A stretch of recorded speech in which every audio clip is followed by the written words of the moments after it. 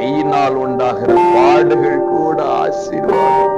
மெய்யினால் உண்டாகிற உபத்திரவங்கள், நிந்தைகள் கூட ஆசீர்வாதம் தான். ஆகவே மெய்யை பேசுவோம், மெய்யை கொண்டு வாழ்வோம். அதனால் நிச்சயம் ஆசீர்வாதம் வரும். இன்றைக்கு வரும். பிரியமானவர்களே, இயேசுவின் இனிய நாமத்தில் மனதார வாழ்த்துக்கள். இயேசப்பா உங்களை ஆசீர்வதிப்பாருங்க. எபேசியர் 4:25 நாம் ஒருவருக்கொருவர் அவயவங்களாயிருக்கிறபடியால் பொய்யை களைந்து அவன் பிறனுடனே மெய்யை பேச கணவன். பிரியமானவர்களே, பொய்யை களைந்து மெய்யை பேச வேண்டும். பிசாசுக்கு ஒரு பெயர் பொய்களின் தலைவன்.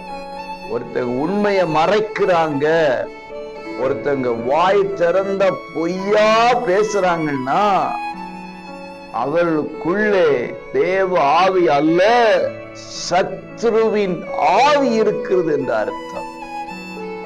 பொய்யை களைந்து போடுங்கள். நானே வழியும் சத்தியமும் உண்மை உள்ளவராகிய ஆண்டவரை யாரெல்லாம் கொண்டிருக்கிறார்களோ அவர்கள் எல்லாரும் உண்மையை பேசுவார்கள். வேணாம், களைந்து கொள்றோமா? பொய்யான எதுவும் வேண்டாம். பொய்யினால் வருகிற எந்த ஆதாயமும், எந்த உலகத்தின் ஆசீர்வாதங்களும் சாபமே. மெய்யினால் உண்டாகிற பாடுகள் கூட ஆசீர்வாதம். மெய்யை கொண்டு வாழ்வோம். அதனால் நிச்சயம் ஆசீர்வாதம் வரும். இன்றைக்கு வரட்டும்.